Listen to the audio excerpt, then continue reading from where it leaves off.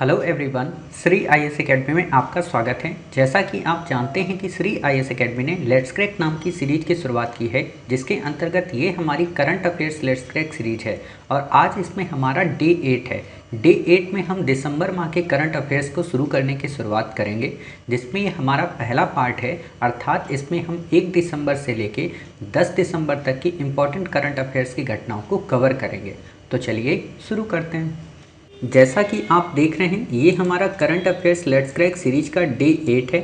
इसके अंतर्गत आज हम दिसंबर माह के करंट अफेयर्स के पार्ट 1 को अर्थात 1 दिसंबर से लेकर 10 दिसंबर तक की इम्पॉर्टेंट करंट अफेयर्स की घटनाओं को कंप्लीट करेंगे, जो कि काफ़ी इम्पॉर्टेंट है।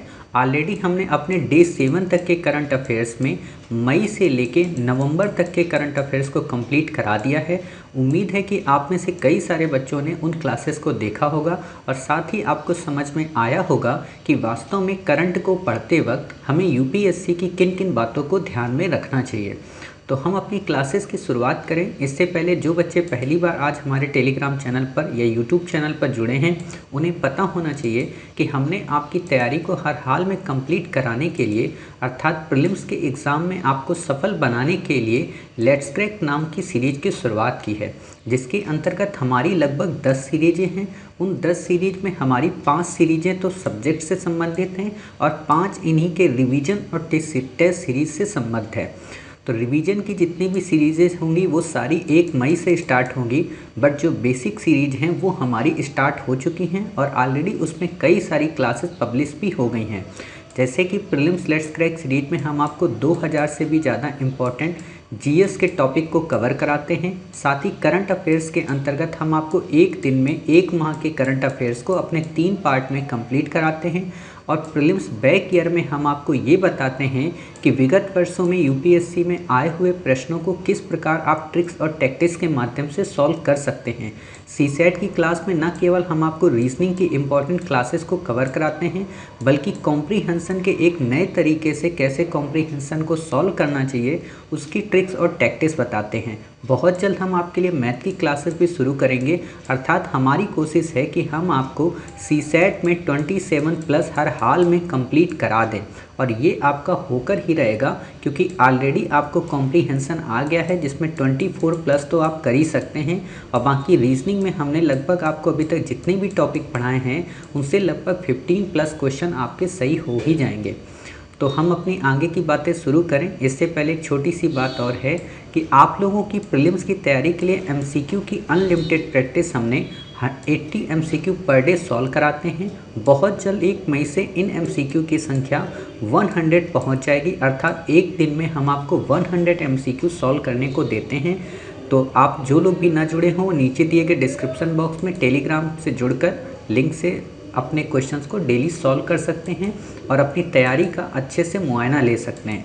एक बात और बता दूं कि जब आप लोग एमसीक्यू सॉल्व करते हैं तो ये बिल्कुल मत सोच कर बैठा करिए कि आपके सारे के सारे एमसीक्यू सही ही होने चाहिए। अर्थात आप ये बिल्कुल मत सोचा करिए कि अगर आपका एमसीक्यू गलत हो रहा है तो आपकी तैयारी में कमी है। बिल्कुल भी नहीं, आपकी तैयारी काफ़ी अच्छी है। हम आपको एमसीक्यू इसलिए देते हैं कि आप इनको ज़्यादा से ज़्यादा गलत करें, इसलिए नहीं देते कि आप ज़्यादा से ज़्यादा सही करें। तो कोशिश ये करें कि जितने ज़्यादा एमसीक्यू गलत होंगे एग्ज़ाम हॉल में उतने ही क्वेश्चन आपके सही होंगे। क्लियर? सभी एमसीक्यू को अटेम्प्ट किया करें और रिवाइज में उन एमसीक्यू को फिर से देखा करें कि आखिरकार उस एमसीक्यू में आपकी गलती क्या हो गई। तो अब हम शुरू करते हैं अपनी क्लासेस की, क्योंकि काफ़ी ज़्यादा टाइम हो गया तो उसके लिए क्षमा चाहते हैं, लेकिन बताना भी ज़रूरी रहता है क्योंकि कई सारे बच्चे होते हैं जिनको नहीं पता चल पाता है और फिर दिक्कत आती है। GMRT ऑलरेडी हमने इसको अपने प्रीवियस पार्ट में पढ़ लिया था अक्टूबर माह के करंट में, बट हम आपको फिर से यहाँ पे बता देते हैं ये है क्या। द जियोंट्री वेव रेडियो टेलीस्कोप है। आपसे बिल्कुल भी नहीं पूछेगा, हमें इसको याद रखने की ज़रूरत नहीं है। क्लियर? उद्देश्य क्या है? रेडियो एस्ट्रोफिजिकल प्रॉब्लम्स को इन्वेस्टिगेट करना, ऑब्जर्वेबल यूनिवर्स को देखना। आपसे नहीं पूछेगा। इम्पॉर्टेंट यहाँ पे किस ऑब्जेक्टिव पे आएगा? वो ऑब्जर्वेटरी है आपकी तमिलनाडु के थेनी डिस्ट्रिक्ट में स्थित, जिसको न्यूट्रिनो ऑब्जर्वेटरी कहते हैं। क्वेश्चन अगर आपसे यूपीएससी पूछेगा तो उसी पे क्वेश्चन पूछेगा, तो आप केवल उसी को पढ़िएगा, बाकी ये क्वेश्चन आपसे कभी भी नहीं आएंगे, तो इसलिए आपको इनमें किसी को देखने की ज़रूरत नहीं है। फिर हमारा आता है अगला आर्टिकल, इम्पॉर्टेंट है।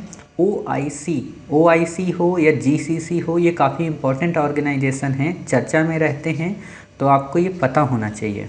OIC क्या है? Organisation for Islamic cooperation. नाम से ही समझ में आ रहा है कि इसमें इस्लामिक कंट्रियों का ये ऑर्गेनाइजेशन है। तो अब आप ऐसे ही बता दीजिए, क्या इंडिया इसका मेंबर हो सकता है? तो इंडिया इसका मेंबर नहीं हो सकता, ठीक है, तो सोचने की बात ही नहीं है। इंटरनेशनल ऑर्गेनाइजेशन है, 1969 में इसका गठन हुआ।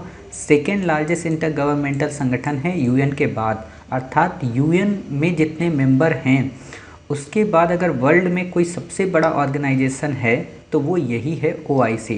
57 कंट्री हैं, 47 देशों से मुस्लिम बहुसंख्यक कंट्रीज़ में शामिल हैं। सिंपल सी बात है, अगर आपसे क्वेश्चन ये पूछे कि 57 जो कंट्री हैं इसमें सभी के सभी मुस्लिम बहुसंख्यक हैं, तो ऑप्शन आपका गलत हो जाएगा, सभी के सभी मुस्लिम बहुसंख्यक नहीं है, ठीक है। हेडक्वार्टर कहाँ है? जेद्दा, सऊदी अरब में। आपसे क्वेश्चन ये पूछेगा कि जेद्दा जो सिटी है वो कहाँ पे है? सऊदी अरब में, और इंडिया इसका मेंबर नहीं है। आपसे यही क्वेश्चन सिंपल से पूछे जाएंगे कि इसमें सभी के सभी जो कंट्री हैं वो इस्लामिक बहुसंख्यक वाले हैं, तो नहीं। 47 सिर्फ इस्लामिक बहुसंख्यक के हैं, बाकी अल्पसंख्यक के हैं। क्या इंडिया इसका मेंबर है? तो नहीं, इंडिया इसका मेंबर नहीं है। क्या इसका हेडक्वार्टर जेद्दा में है? तो हाँ, इसका हेडक्वार्टर जेद्दा में है। क्लियर? बाकी आपको कुछ भी नहीं पढ़ना है।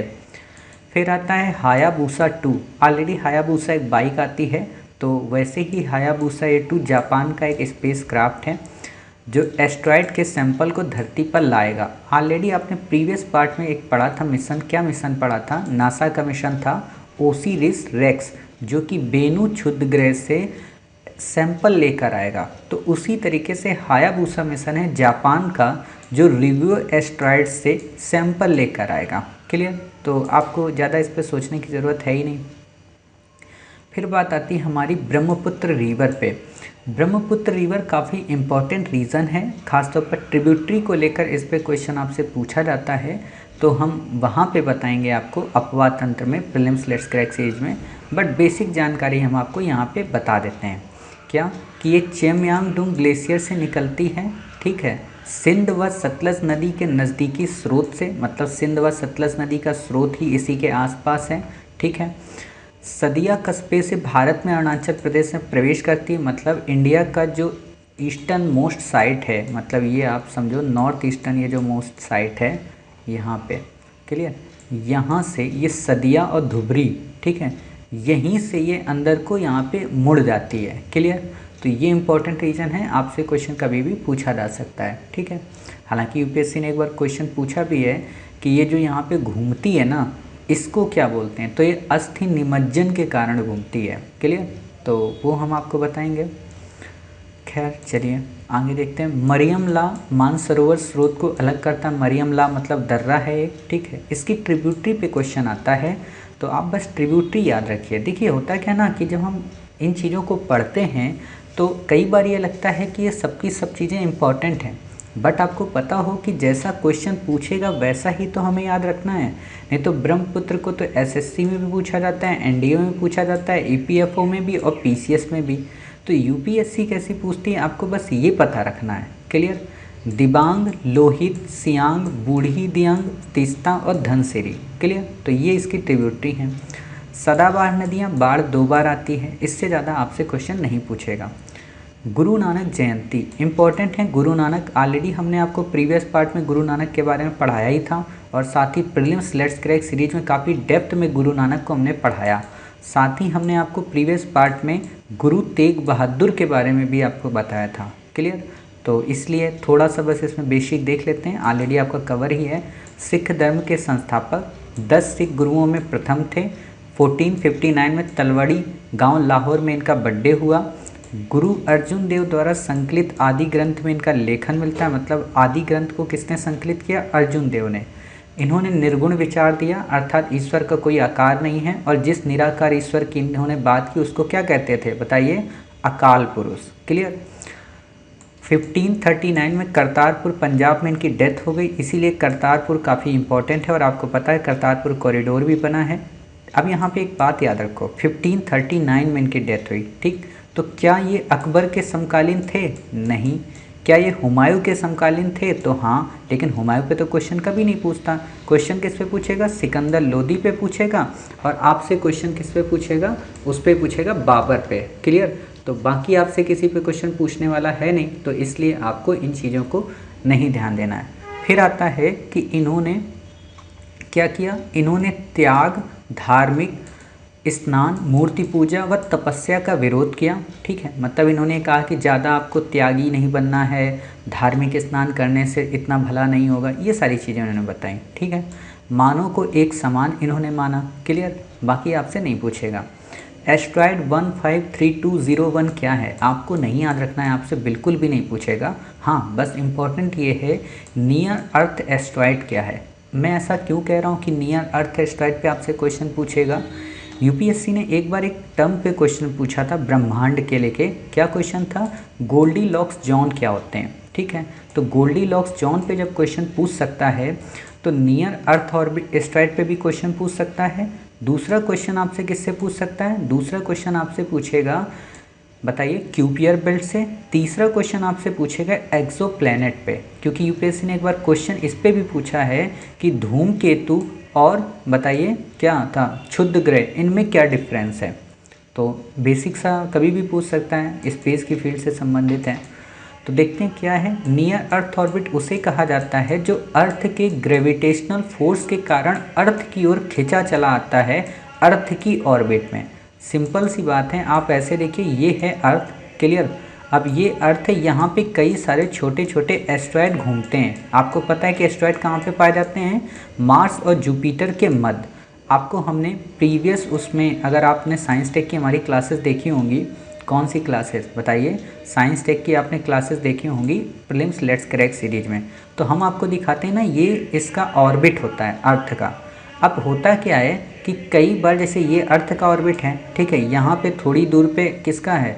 मार्स और जुपिटर का है। आपको अच्छे से पता है ना कि अर्थ का कैसे सेक्शन है, ऐसे सेक्शन बना हुआ है ना, ये सन है, बुध फिर आता है, फिर शुक्र आता है, फिर पृथ्वी आती है, फिर मंगल आता है। ठीक है, तो मंगल इसके नज़दीक है। तो यहाँ से क्या हुआ कि अर्थ के पास एस्ट्रॉयड खींचे चले आते हैं। छोटी सी बात आप ऐसे समझो, जैसे आजकल के बच्चे अपने आप को छोड़कर किसी और के पास चले जाते हैं, खींचे चले जाते हैं ना, जिसको आप अट्रैक्शन बोलते हो। तो अट्रैक्शन को पृथ्वी की भाषा में ग्रेविटेशनल फोर्स बोलते हैं। भाई सिंपल सी बात है ना, किसी भी एस्ट्रॉयड को मोहब्बत हो सकती है पृथ्वी से। इतनी खूबसूरत जो है, दिखने में बिल्कुल ब्लू कलर की है। तो आप ये सोचिए कि जब पृथ्वी से किसी को मोहब्बत हो सकती है तो आम इंसान से क्यों नहीं हो सकती।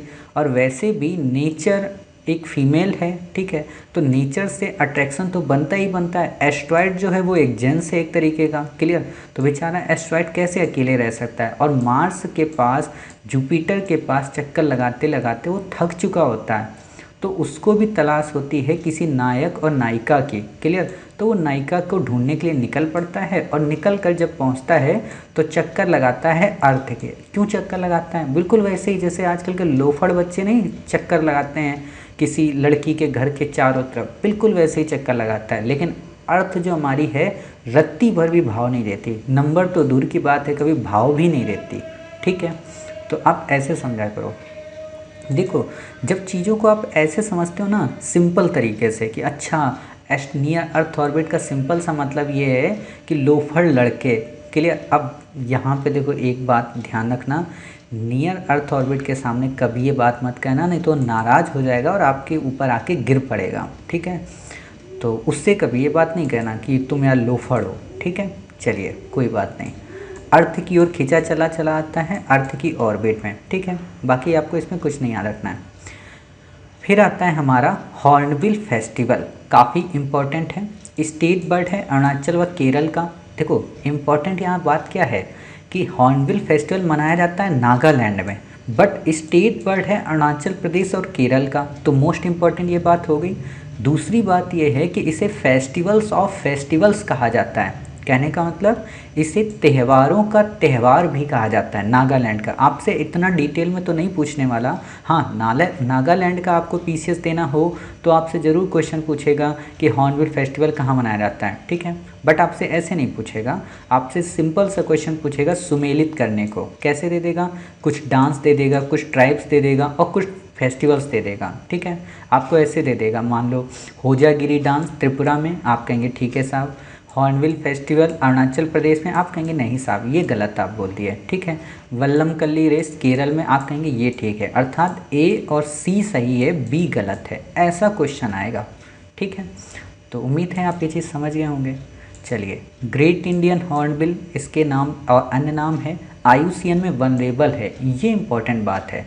आईयूसीएन में ये वनरेबल है, ठीक है। आपको बाकी इसमें कुछ नहीं याद रखना। कैसे याद रखोगे वनरेबल है? LLR है ना इसमें, हॉर्नबिल फेस्टिवल, तो ऐसे याद किया करो। अच्छा हॉर्नबिल है ना, यानी कि वनरेबल है। डबल एल इसमें है और डबल एल इसमें। होता क्या है कि ना, आप किसी चीज़ को अगर हुक कर लेते हो तो आपके दिमाग में टैग हो जाता है। तो वैसे ही हुक किया करो, हर एक टॉपिक को सोचा करो कि इसको हम कैसे याद कर सकते हैं, ठीक। फिर बात आती है हमारी peacock soft shell turtle, Assam के सिलचर में है। आपसे बिल्कुल क्वेश्चन नहीं पूछेगा कि असम का सिलचर कहाँ पे है, आपसे ऐसे क्वेश्चन नहीं पूछता है। तो आपको बस ये पता होना चाहिए कि हाँ कहाँ पे है peacock soft shell turtle, Assam में। बाकी आपसे कुछ नहीं इसमें पूछेगा, ना ही आपको याद रखना है और ना ही आपसे ये पूछेगा कि आईयूसीएन में क्या स्थान है, ठीक। तो याद रखने की भी ज़रूरत नहीं है। अरुणाचल कीवी, अरुणाचल कीवी क्या है? इसे ऑर्गेनिक सर्टिफिकेट मिला है। ये तब दिया जाता है जब उनके उगाने के प्रोसेस में किसी भी स्तर पर केमिकल का उपयोग ना किया जाता हो।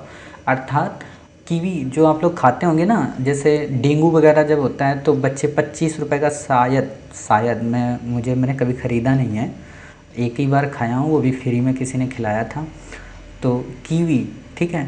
तो वो कीवी मतलब कहाँ पे पाया जाता है? अरुणाचल प्रदेश में। मैं बताने कुछ और जा रहा था, हाँ मैं ये बताने जा रहा था कि वो जो कीवी होता है वो काफ़ी एंटी न्यूट्रिएंट्स होता है, उसमें न्यूट्रिएंट्स काफ़ी ज़्यादा होते हैं। तो वो क्या करते हैं, एंटी बैक्टीरियल, मतलब जो बैक्टीरिया वगैरह हमारे बॉडी में आते हैं, ब्लड को साफ़ करता है, ठीक है। इसीलिए वो सबसे कॉस्टली होता है और हमारी प्लेटलेट्स को इम्प्रूव करता है। जैसे कई बच्चे नारियल पानी पीते होंगे, ठीक है, तो वैसे ही कीवी होता है।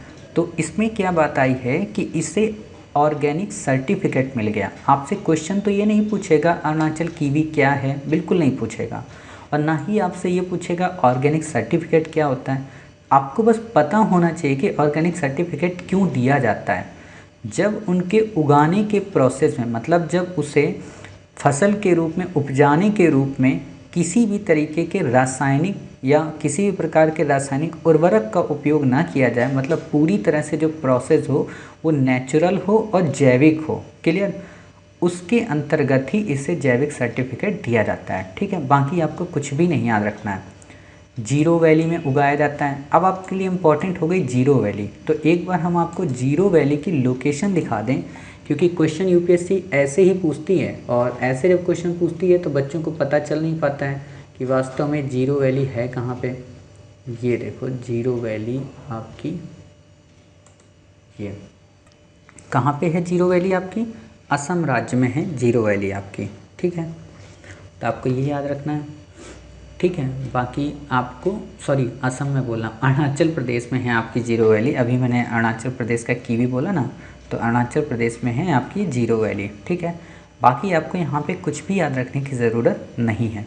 चलिए, इतनी सारी बातें हो गई। अब हम चलते हैं अपने नेक्स्ट आर्टिकल की ओर। नेक्स्ट आर्टिकल, ये चाइना का मिरेकल फ्रूट है, न्यूजीलैंड का वंडर ऑफ हॉर्टिकल्चर है। वास्तव में न्यूजीलैंड का ही है। न्यूजीलैंड के लोगों को आप लोग कीवी कह के बुलाते हो। जब भी आप टीम देखेंगे, क्रिकेट के साथ मैच होगा ना, तो उसमें कीवी उनको कहा जाता है। इसीलिए कहा जाता है क्योंकि वो कीवी वहाँ पे उपज होती है। जैसे ऑस्ट्रेलियन को कंगारू कहा जाता है, क्लियर। तो और इंडियन को आपको अच्छे से पता है, सांप सपेरों वाला देश बोला जाता है, ठीक है।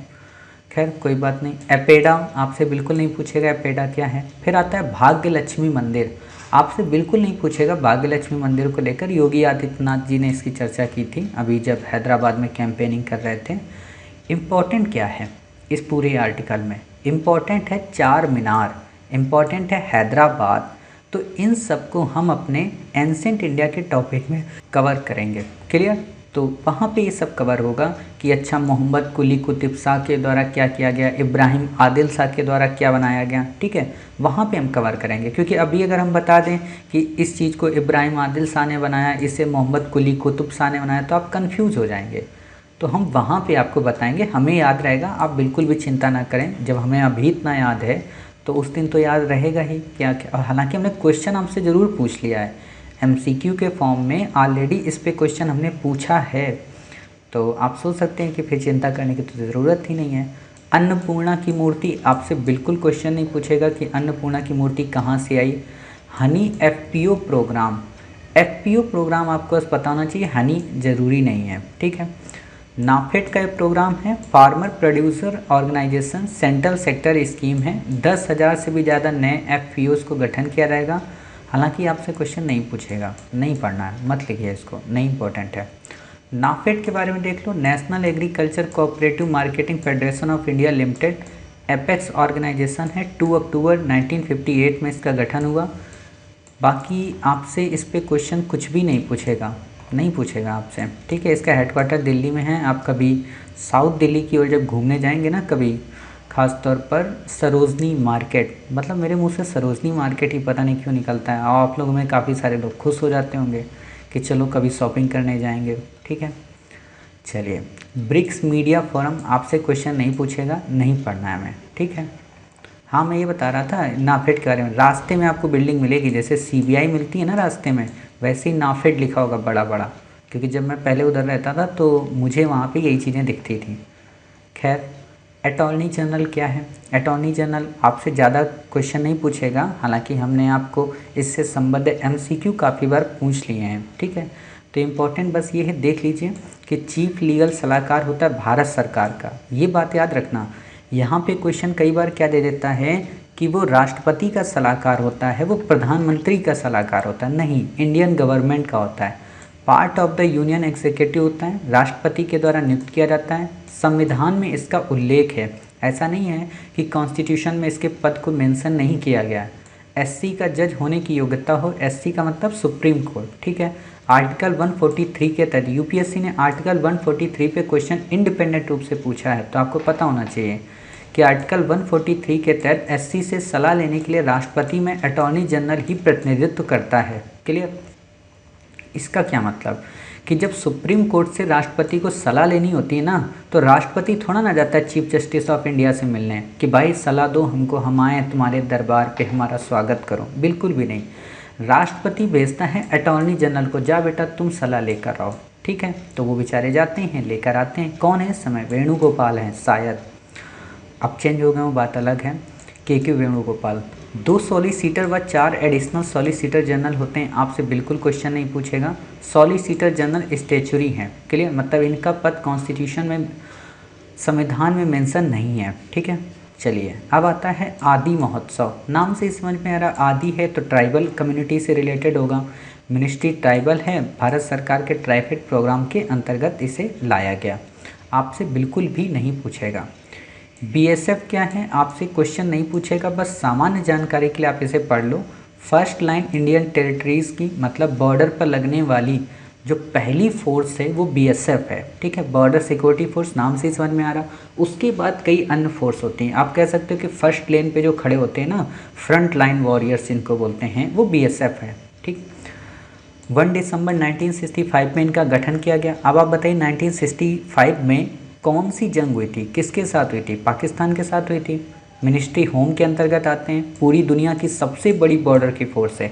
सिंपल सी बात है, दुनिया में हमारा बॉर्डर ही सबसे बड़ा है, ठीक। India Pakistan, India Bangladesh LOC व army and anti Naxal operations में बीएसएफ का उपयोग होता है। कहने का मतलब इंडिया पाकिस्तान की जो सीमा है, इंडिया बांग्लादेश की जो सीमा है, वहाँ पे बीएसएफ आज भी लगी हुई है। और इंडिया और चाइना के मध्य कौन सी है बताइए? ITBP, clear. तो इसमें कंफ्यूज नहीं होना है। दूसरी बात क्या है कि इनकी तीनों विंग है, मतलब इनकी एयर विंग भी है, मेरीन विंग भी है और आर्टिलरी रेजिमेंट कमांडो यूनिट भी है।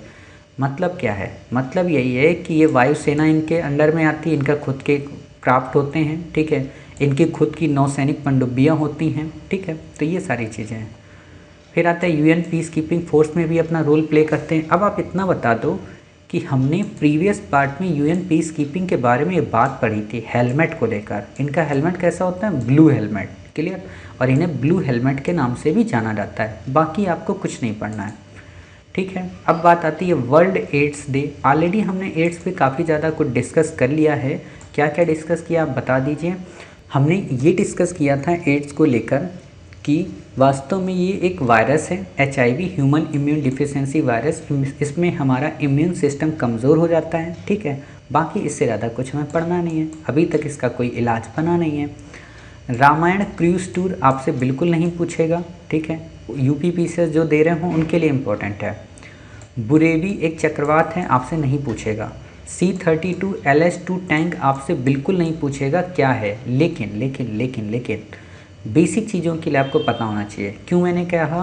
क्योंकि ऑलरेडी हमने आपको अपने प्रीलिम्स लेट्स क्रैक सीरीज में GSLV, SLV, ठीक है, PSLV, क्रायोजेनिक इंजन, विकास इंजन, साथ ही स्क्रैम जेट, रैम जेट, इन सबको पढ़ाया है।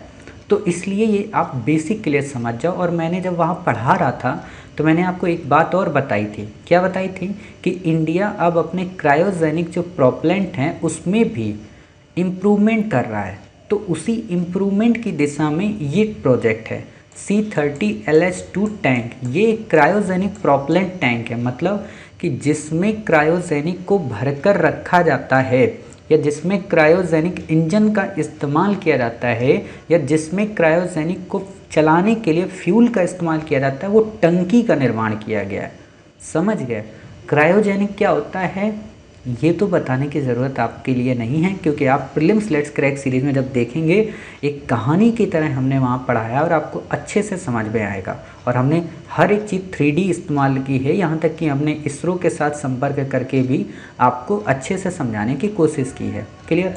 स्वदेशी निर्मित है। हाल क्रायोजेनिक का मतलब ही होता है लो टेम्परेचर। अब आप में से कुछ बच्चे सोचोगे सर आपकी इसरो तक पहुँच है क्या? तो भाई इतनी भी पहुँच नहीं है। तो आप लोग बिल्कुल भी उम्मीद मत लगाइएगा कि हम इसरो से कह के आपको गगनयान के माध्यम से एक स्पेस वॉक करा देंगे। ये नहीं मैं कराने वाला, ठीक है। चलिए MSP देखते हैं। UPSC ने ऑलरेडी MSP पे क्वेश्चन पूछ लिया। 23 फसलें आती हैं, और हद तो तब हो गई कि जब 23 फसलों के नाम ही उसने पूछ लिए। क्लियर? तो ऐसे क्वेश्चन वैसे याद नहीं रखने चाहिए हमें, बट पूछा है, खैर कोई बात नहीं। देख लेते हैं क्या होती है। मिनिमम सपोर्ट प्राइस होती है। मिनिमम सपोर्ट प्राइस का सामान्य सा मतलब ऐसे समझ जाओ कि जैसे मान लो 1600 रुपये में पिछले साल गेहूं बिका। हालांकि इस समय 1600 रेट नहीं होगा, बट मैं फिर भी आपको बता रहा हूँ 1600 रुपये में पिछले साल गेहूं बिका। इस वर्ष किसान फिर से फसल उपजाने की गेहूँ की कोशिश कर रहा है, बट उसे लगता है कि इस बार उसका 1600 में गेहूँ नहीं बिकेगा, इस बार उसका गेहूँ 1300 में बिकेगा। तो वो क्या करेगा? गेहूँ की फसल नहीं उपजाएगा।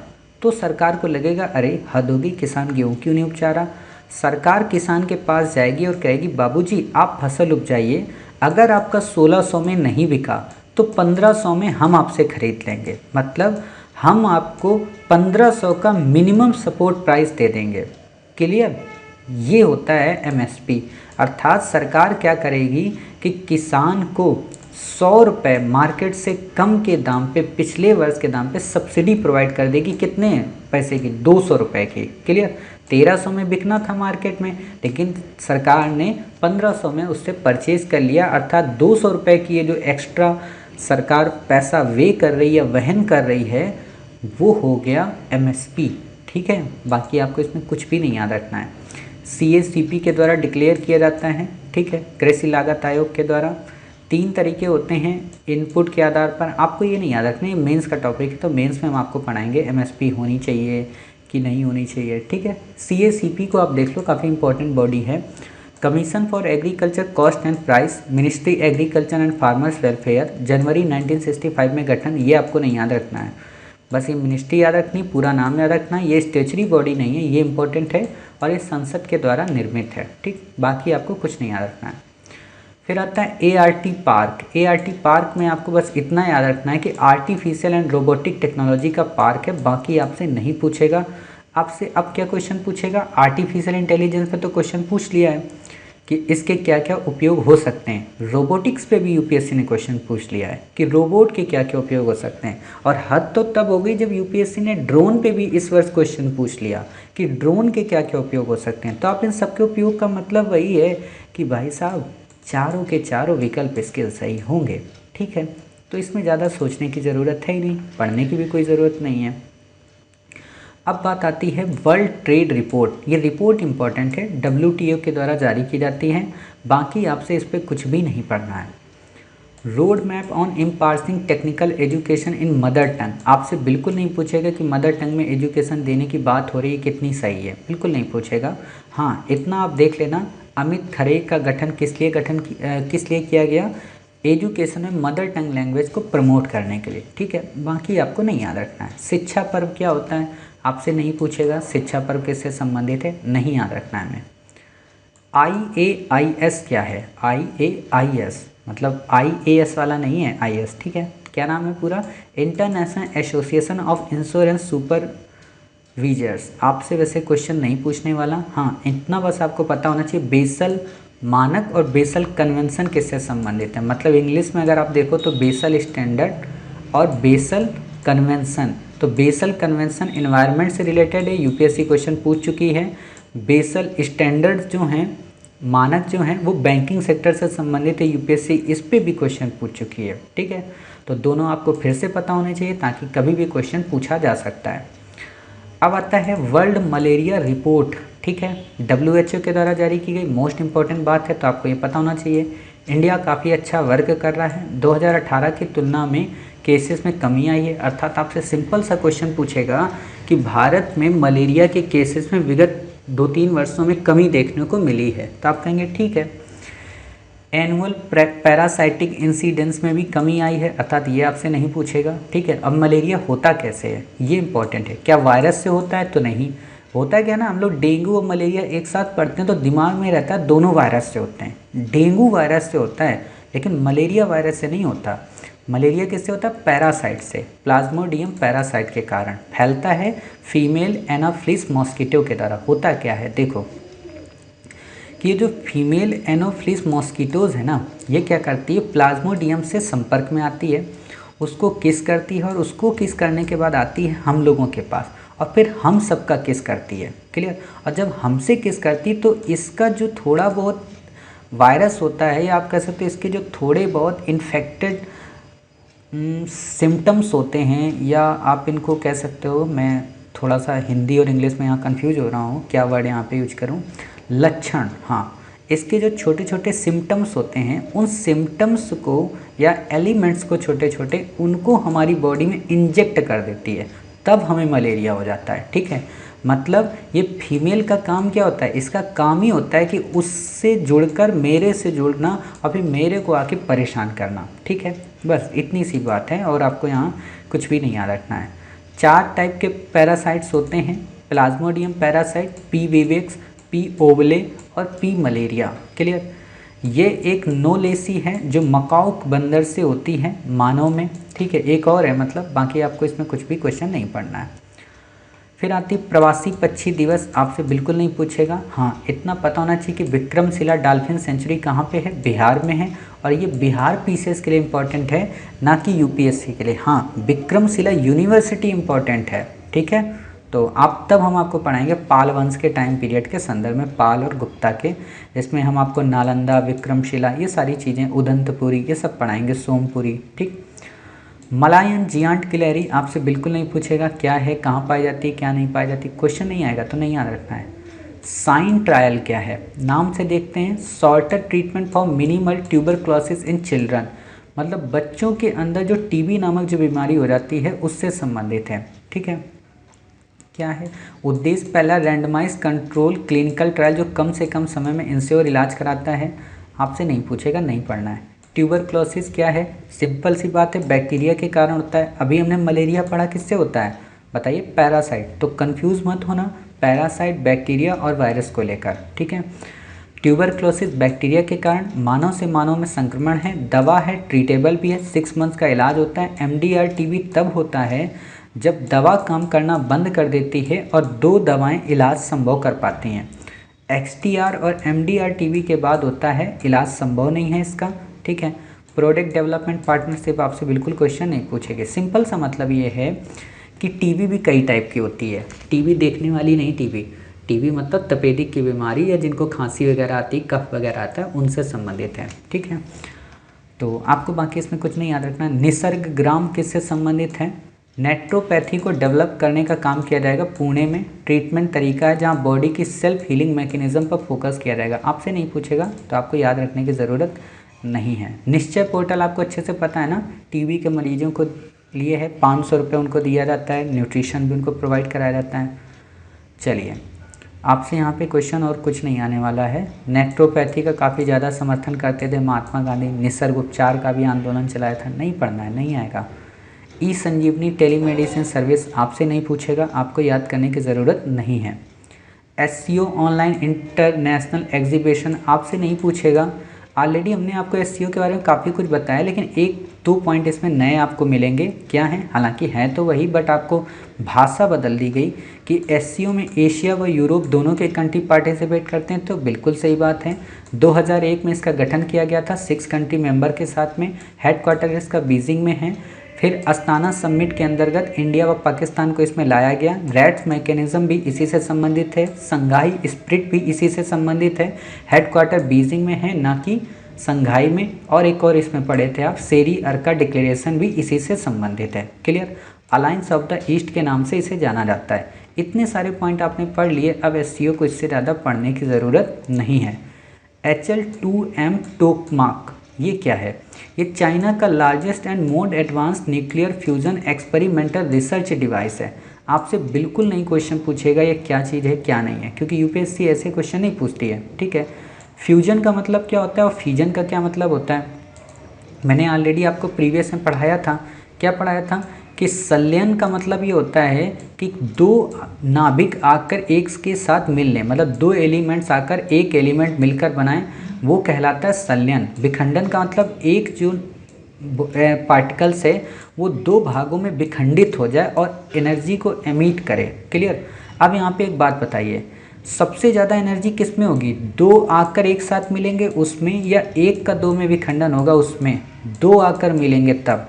इसीलिए सन जो है हमारा वो नाभिकीय संलयन की क्रिया पे आधारित है। इसीलिए हमारे सन से जो एनर्जी एमिट होती है वो अनलिमिटेड होती है और काफ़ी हाई होती है, ठीक है। तो आप ये चीज़ देख सकते हो। भाषण चार आइलैंड ऑलरेडी हमने आपको बता दिया है, रोहिंग्या के निवास के लिए है, बांग्लादेश में है। चारपिया नाम से जाना जाता है, बे ऑफ बंगाल में है। तो एक बार हम बस आपको लोकेशन दिखा देते हैं भाषण चार आइलैंड की, बाकी हम आपको कुछ बताएंगे नहीं, क्योंकि आप में से कई सारे बच्चे अगर प्रीवियस पार्ट देख रहे होंगे तो उनको अच्छे से पता होगा, ठीक है। तो बताने की बार बार ज़रूरत है नहीं, ताकि फिर आपको लगेगा कि यार रिवीजन हो रहा हमारा यहाँ पे, और कोई फ़ायदा ही नहीं ना। ये देखो बंगाल की खाड़ी में है, देखो यहाँ पे पूरी बस्तियाँ बसी हुई हैं, ये देखो टेंट लगे हुए हैं, तंबू वम्बू, ठीक है। ये कॉलोनियाँ बन रही हैं इनके रहने के लिए, ठीक है। ऐसे देखो आप, ऐसे टीन सेट के बनाए जा रहे हैं। ये चर्चा में इसलिए भी है, ये देखो रहने के लिए, इनके लिए बिल्कुल जेलों की तरह जैसे नहीं बनते हैं, तो वैसे ये देखो कितना भव्य बनना है, ठीक है, जैसे कोई सिटी बसाई जा रही हो, ठीक है। तो ऐसे समझ सकते हो बासनचरी आइलैंड बनाया जा रहा है।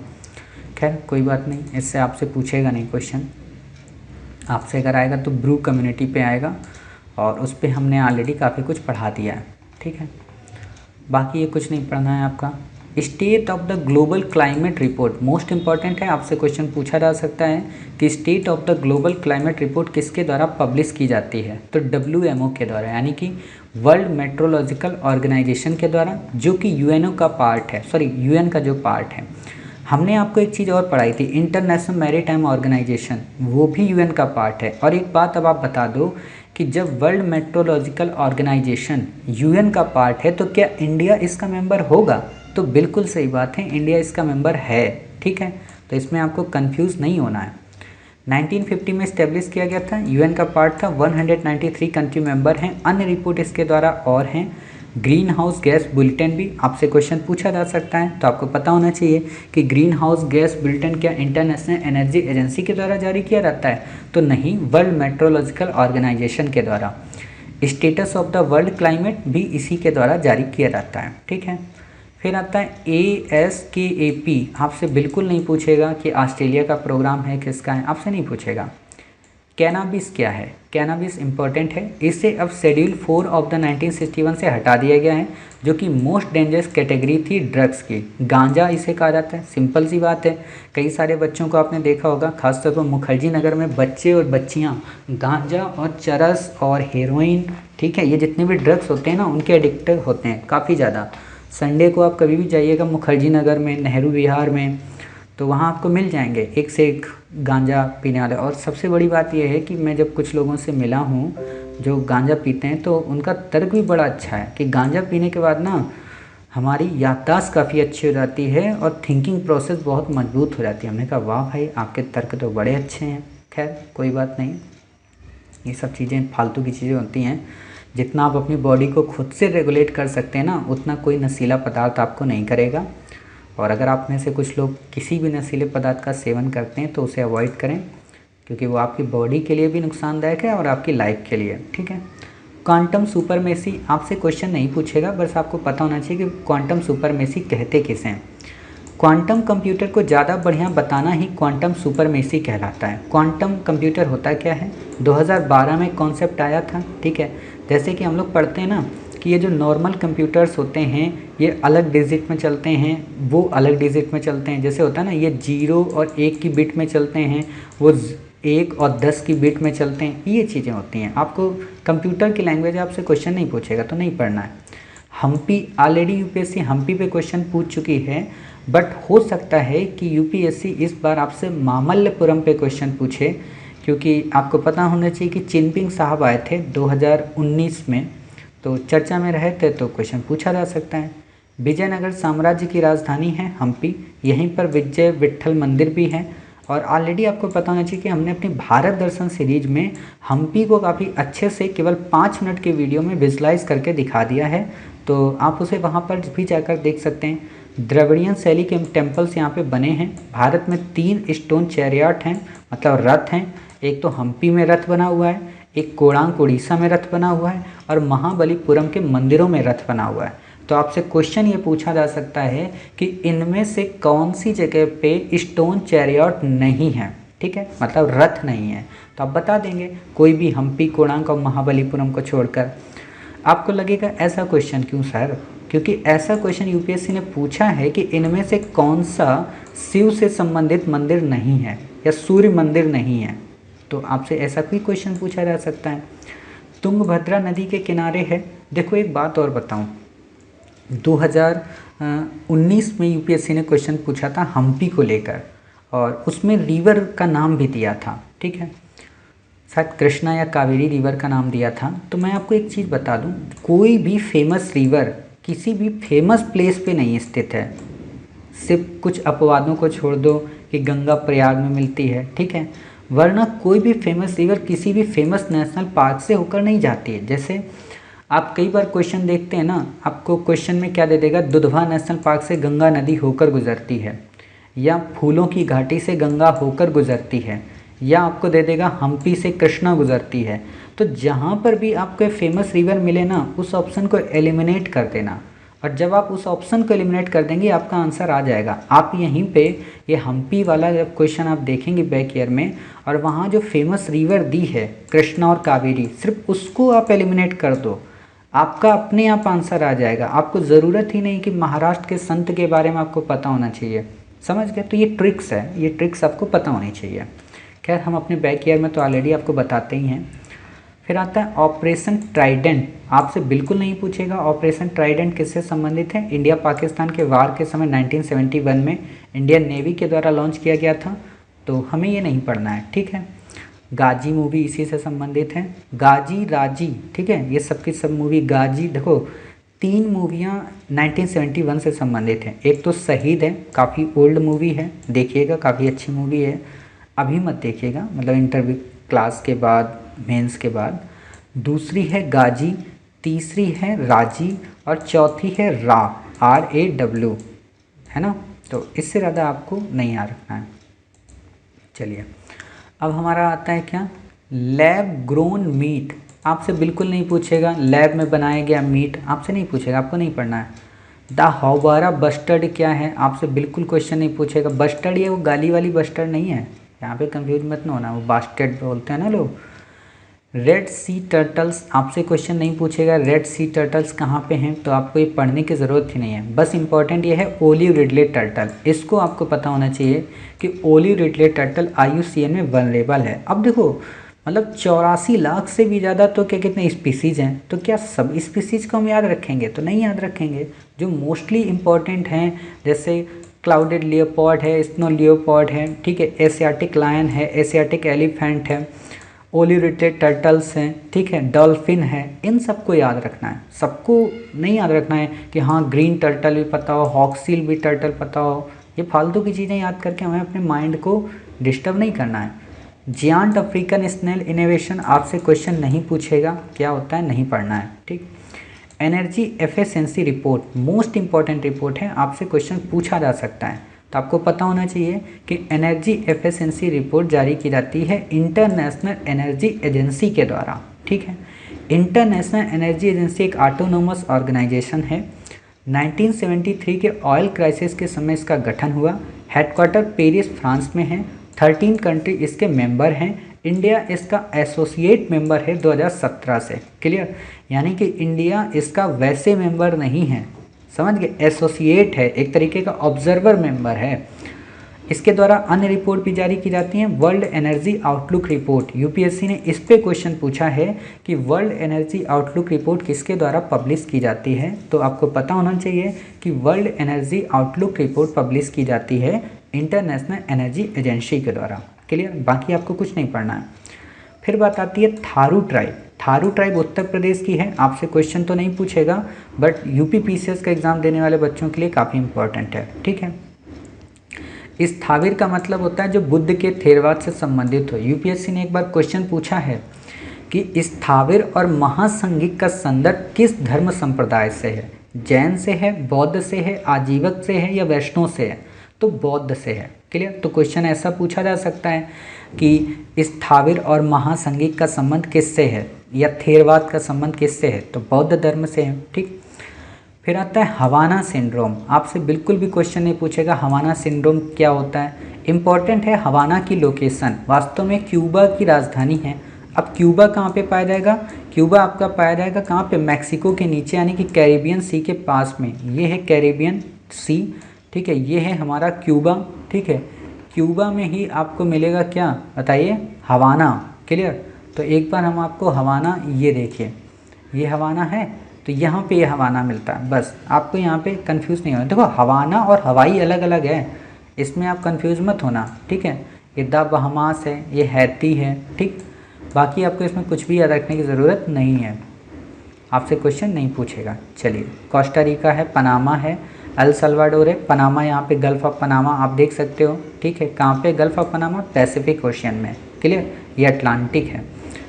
बस आपको कुछ नहीं याद रखना है, ये आपको नहीं पढ़ना है कि कौन कौन सी होती है डिजीज़, ये आपको याद ही नहीं रखना है, ठीक है। हमसे पूछेगा नहीं तो क्या करना है। इको डट्स और इको ब्रिजेस, आपसे क्वेश्चन नहीं पूछेगा इको डट्स और इको ब्रिजेस क्या होते हैं। आकाश मिसाइल इंपॉर्टेंट है, आकाश नाम से ही समझ में आ रहा है इंडिया की होगी। सरफेस टू एयर मिसाइल है, सिंपल सी बात है, आकाश में कोई चीज़ हम छोड़ते हैं तो कैसे छोड़ते हैं, सरफेस से छोड़ते हैं, तो ये सरफेस टू एयर मिसाइल है, DRDO के द्वारा बिल्ड की गई है। बाकी आपको इसमें कुछ भी नहीं पढ़ना है। Climate change performance index most important है रिपोर्ट, आपसे कभी भी क्वेश्चन पूछा जा सकता है कि जर्मन वॉच के द्वारा इसे जारी किया जाता है। दूसरी बात है कि आपसे 4 क्राइटेरिया पे क्वेश्चन पूछेगा कि इसमें किन किन क्राइटेरिया को शामिल किया गया है, तो ग्रीन हाउस गैस एमिशन को, रिन्यूएबल एनर्जी को, एनर्जी यूजेस को एंड क्लाइमेट पॉलिसी को, क्लियर। इंडिया दूसरी बार टॉप 10 में शामिल हुआ है, आपसे इससे ज़्यादा क्वेश्चन नहीं पूछेगा, नहीं पढ़ना है, ठीक है। अब बात आती है इन्वेस्टमेंट प्रमोशन अवार्ड, आपसे नहीं पूछेगा कि इन्वेस्टमेंट प्रमोशन अवार्ड कौन देता है, ठीक है, आपसे नहीं पूछेगा तो हमें नहीं पढ़ना है इसमें। फिर बात आती है अंकटाड, अंकटाड बॉडी इंपॉर्टेंट है क्योंकि इससे संबंध रिपोर्ट यूपीएससी हर बार पूछती है, आपको इससे संबंधित जो भी रिपोर्ट जारी की जाती है वो पता होनी चाहिए, क्लियर। तो कौन कौन सी रिपोर्ट है, trade and development report, world investment report, global investment trend monitor report, UPSC ने वर्ल्ड इन्वेस्टमेंट रिपोर्ट पे क्वेश्चन पूछा है। The least development countries report, आप इनकी लिस्ट बना लें, याद करें। Information and economy report, technology and innovation report, commodities and development report, तो ये सब आपको याद होना चाहिए। फिर बात आती है लक्षद्वीप की। पहली यूटीज़ हैं जहाँ पर 100% जैविक खेती हो रही। देखो पहला स्टेट कौन सा है, सिक्किम, जहाँ पे जैविक खेती को प्रमोट किया गया है। ठीक, अब आपसे क्वेश्चन नेक्स्ट अगर पूछेगा जैविक खेती को लेकर तो यूटीज़ में आपका नाम ले देगा। ठीक है, तो लक्षद्वीप हो जाएगा। पहला राज्य सिक्किम था ऑलरेडी। लक्षद्वीप स्मॉलेस्ट यूटी है, 36 आइलैंड का आर्कीपिलगो है, राजधानी कावा रखती है। आप ऐसे देख सकते हो, ये है हमारा प्यारा भारत। ठीक है, ये प्यारा भारत में ये हैं छोटे छोटे आइलैंड लक्षद्वीप के साथ में 36 आइलैंड हैं। अब आप में से कई सारे बच्चों के दिमाग में आ रहा होगा सर आर्कीपिलगो क्या होता है। तो आर्कीपिलगो एक तरीके से बंच होता है। बंच मतलब एक गुच्छा होता है जिसमें कई सारे छोटे छोटे आइलैंड्स पार्टिसिपेट करते हैं, वो एक ही टेरिटरी के अंतर्गत एडमिनिस्ट्रेट होते हैं, जैसे लक्षद्वीप। क्लियर, उसी तरीके से आप हमेशा पढ़ते होगे ना चागोज आर्कीपिलगो। चागोज आर्कीपिलगो नाम लिया तो कहाँ पे होगा बताइए, इंडियन ओशियन में होगा आपका। ये देखिए आपका सेशल्स है, यहाँ पे आपको मिलेगा ब्रिटिश इंडियन ओशियन टेरिटरी, आपको चागोज। एक बार हम दिखा देते हैं लोकेशन, काफ़ी इंपॉर्टेंट है, चर्चा में रहता है। ठीक है, ये देखो, ये है चागोज आर्कीपिलगो।